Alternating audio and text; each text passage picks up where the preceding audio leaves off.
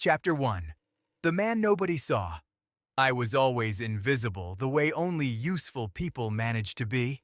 I grew up on the south side of Chicago, the son of an electrician and a seamstress who worked until 11 at night with her sewing machine humming in the back bedroom.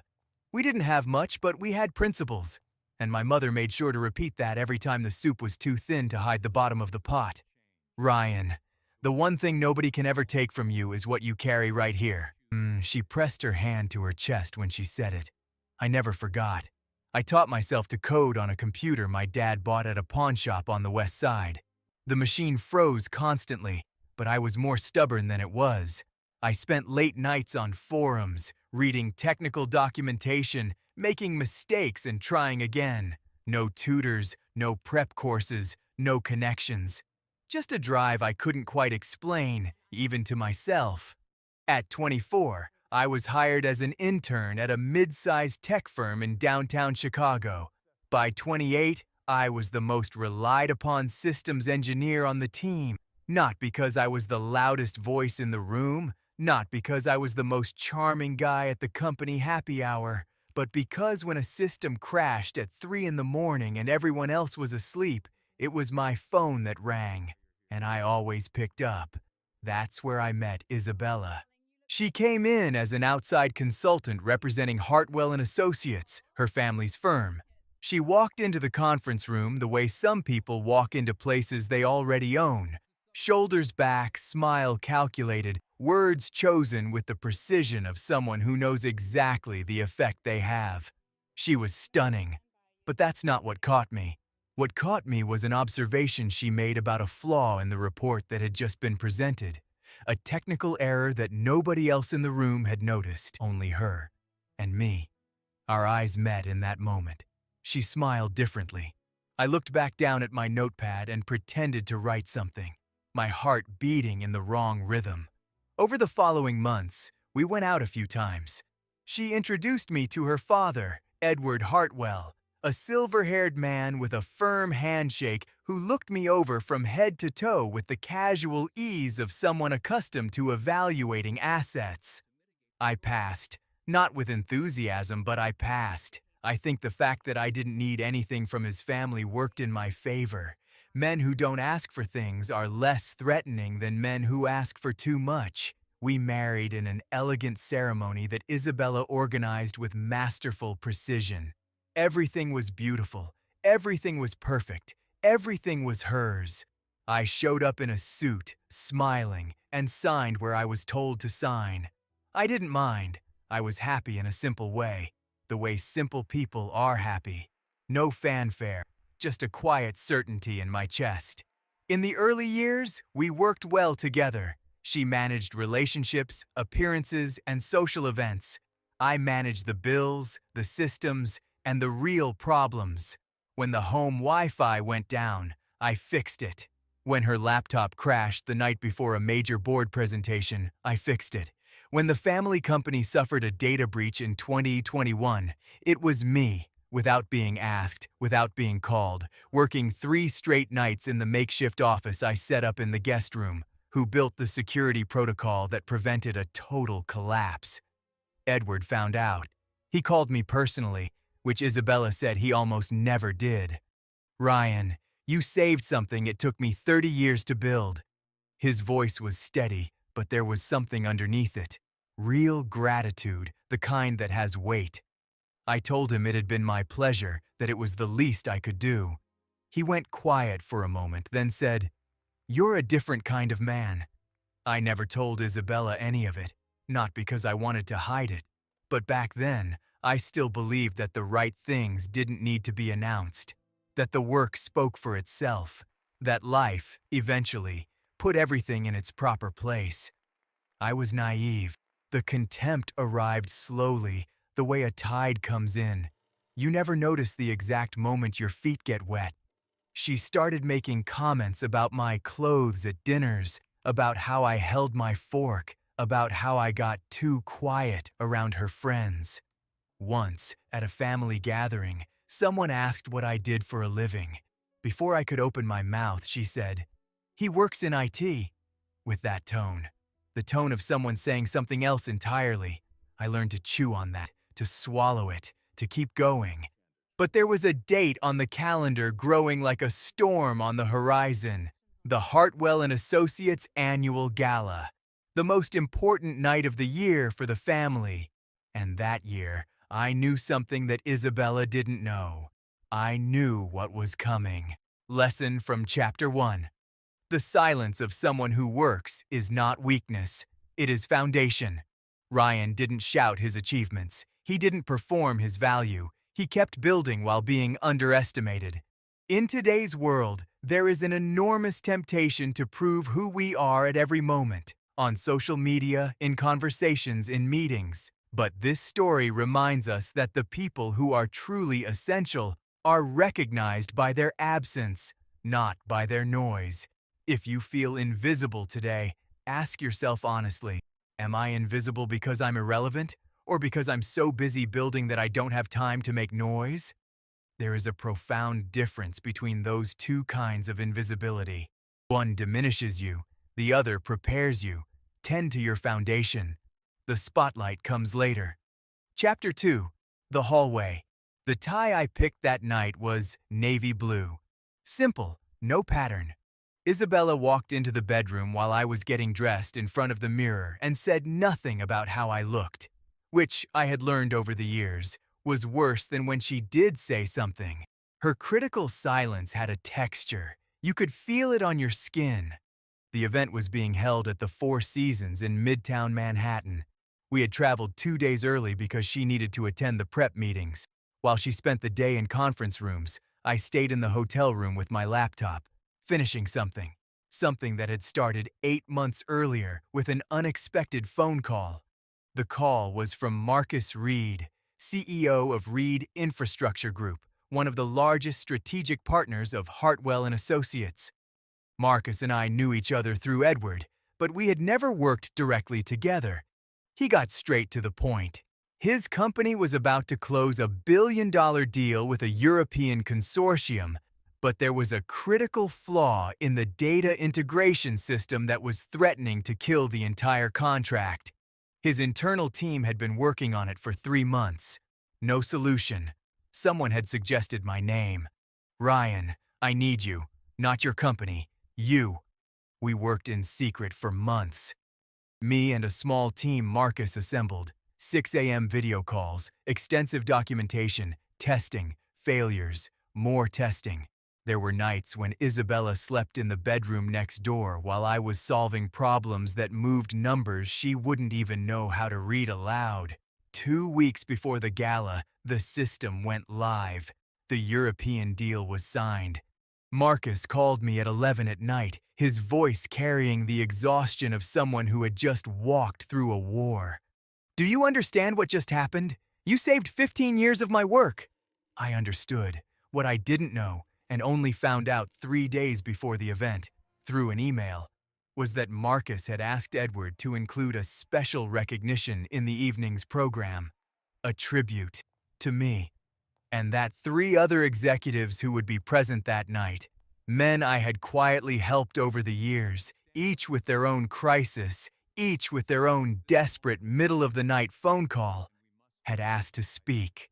I kept all of it to myself, not out of arrogance, but because I had learned, after years beside Isabella, that announcing what was coming would cheapen it, that the truth, when it's large enough, doesn't need an introduction. We arrived at the hotel. The lobby was immaculate, floral arrangements, well-dressed executives, conversations in measured tones, that particular atmosphere of old money that isn't really a smell but feels like one. Isabella was immediately absorbed into a cluster of people from her circle.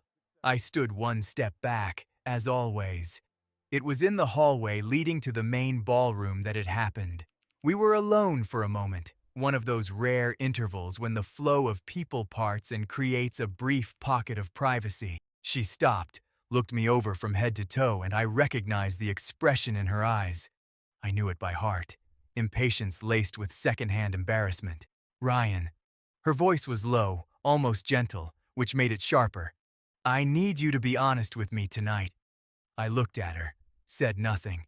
You don't belong in this environment. You never did. A small pause, the kind that lets words land properly. The people in that room have history, pedigree, a name. I love you, but nobody here wants you. It would honestly be easier for everyone if you just went back to the room. I'll fill you in on everything later. The hallway was quiet. From somewhere beyond the closed ballroom doors, I could hear the muffled sound of a jazz quartet. Someone walked past us without looking.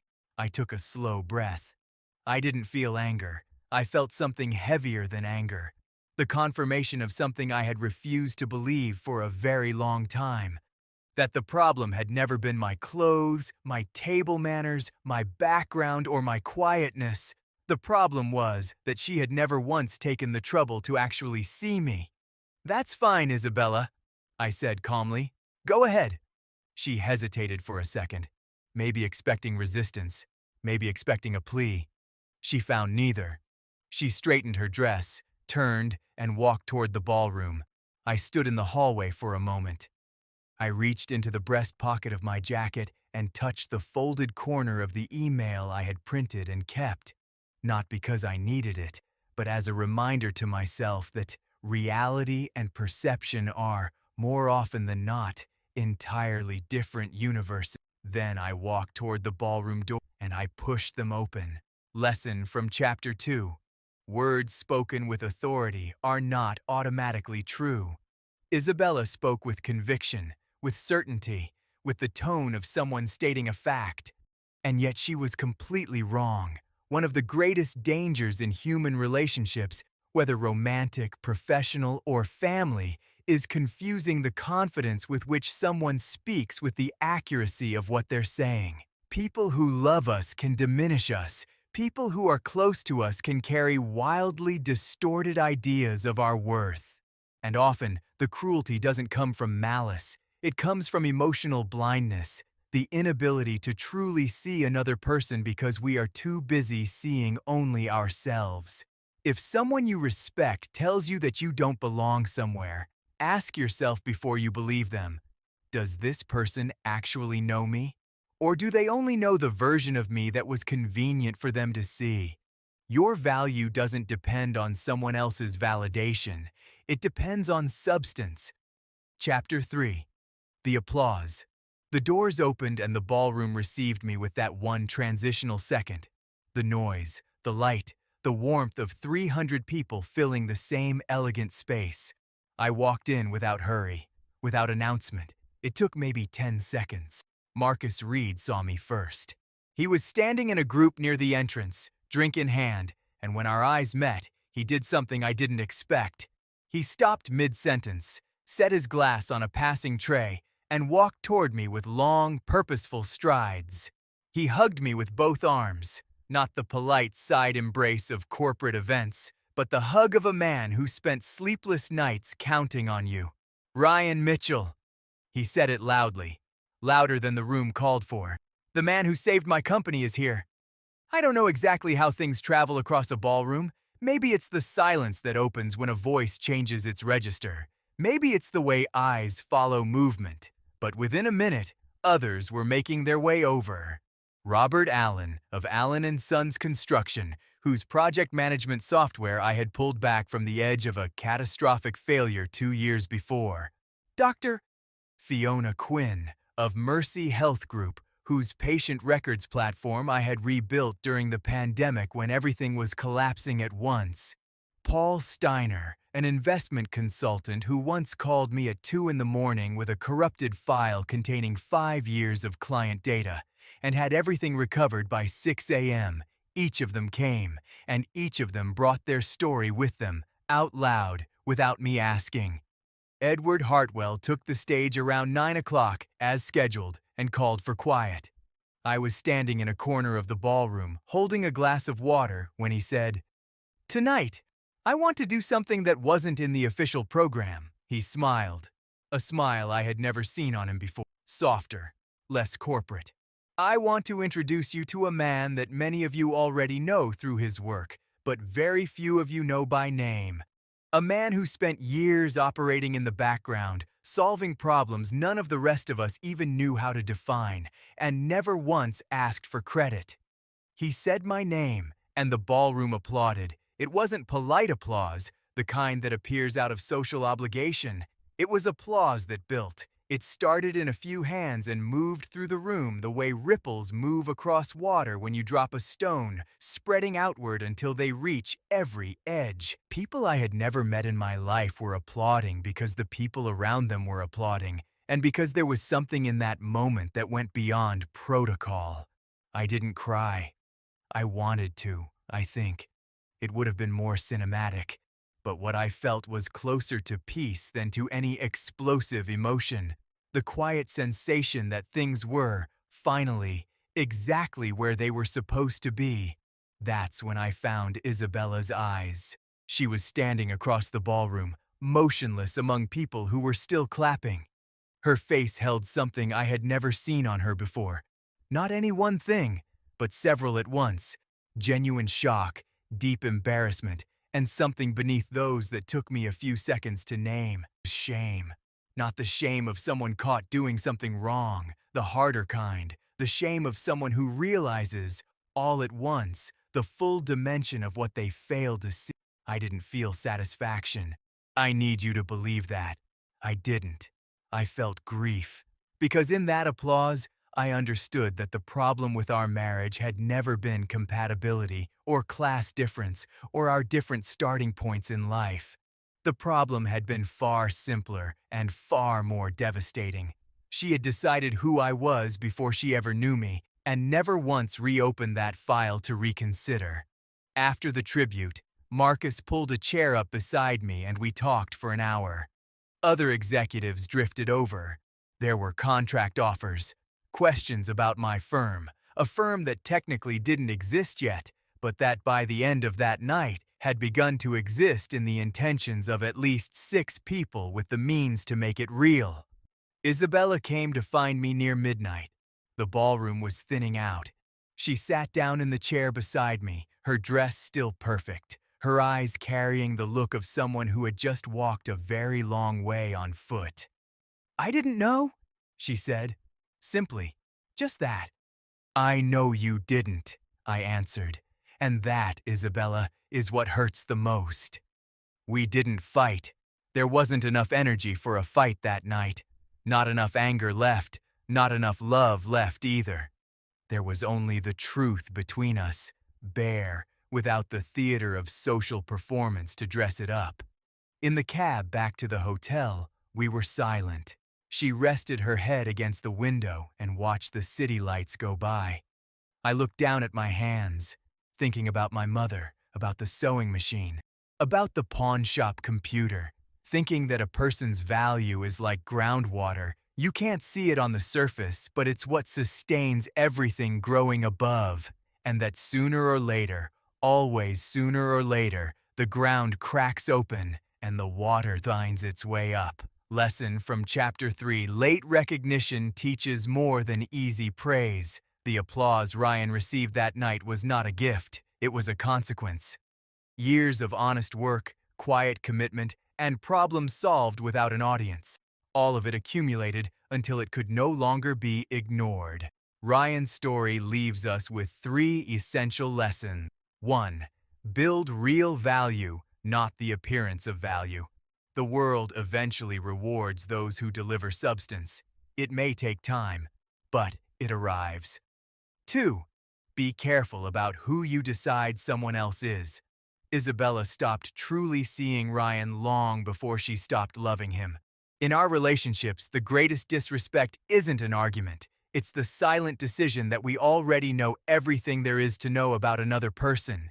People grow, people surprise. Leave room for that. 3.